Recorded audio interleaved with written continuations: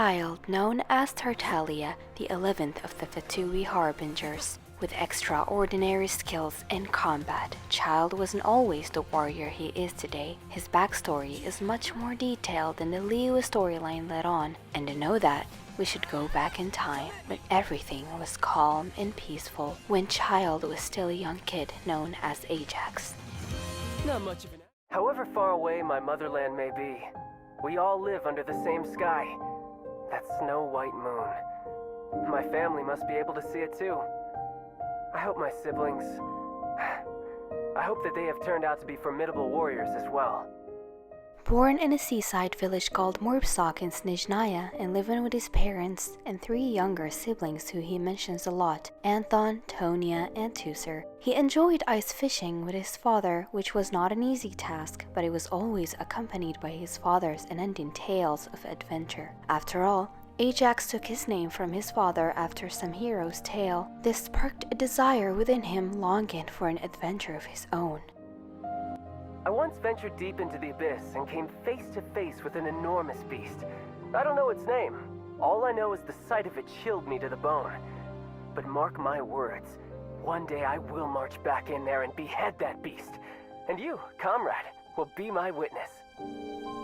That intense desire of adventure let Ajax quit his home at the age of 14, with nothing but a short sword and a bag of bread in hand. He got lost in a snowy forest, pursued by bears and wolf packs, until he lost his footing and ended up falling into a bottomless crack in the earth's surface. And there he was witnessing the endless possibilities of another ancient world, the dark and cruel place known as the Abyss. It's been years since I last saw my master. I should hope that next we meet, I'll at least be able to force her to use both hands to beat me. There he would meet a mysterious swordswoman named Skirk, who would become his master. She's an exceptionally skilled and seasoned warrior, which when training Ajax could easily beat him with only one hand. In those 3 months, Skirk taught him how to pass through the abyss unhindered, and more importantly, nurtured the ability to stir up endless havoc from within Ajax's mongering nature. She is also said to be the one who taught him the foul legacy transformation. This place is pretty dead. By which I mean, there's nothing to kill. No one knew what happened within that darkness during those 3 months, nor would Ajax speak of this to anyone. When his worried sister and mother found him in the forest, only 3 days have passed in this world. This would mark the end of his youth and the beginning of his days as a warrior. By the time he returned home, the young man was no longer the same. He was no longer frightened and hesitant, but has become frivolous and confident. He acted as if the world revolved around him, as if battle existed for his sake.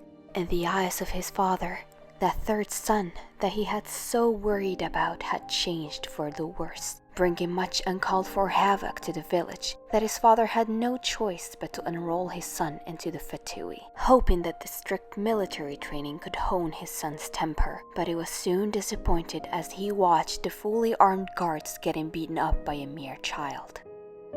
Her Royal Highness The Tsaritsa is actually a gentle soul. Too gentle, in fact. And that's why she had to harden herself. Likewise, she declared war against the whole world only because she dreams of peace. And because she made an enemy of the world, I had the chance to become acquainted with you.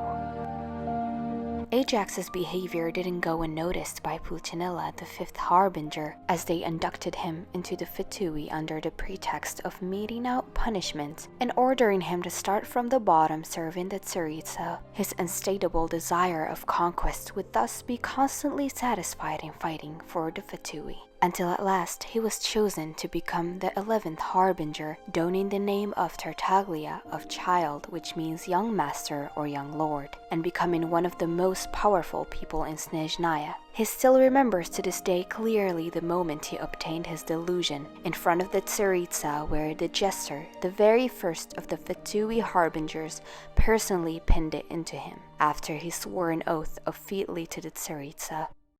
I wonder what the rest of the harbingers are up to. Plotting and scheming on an ever grander scale, no doubt.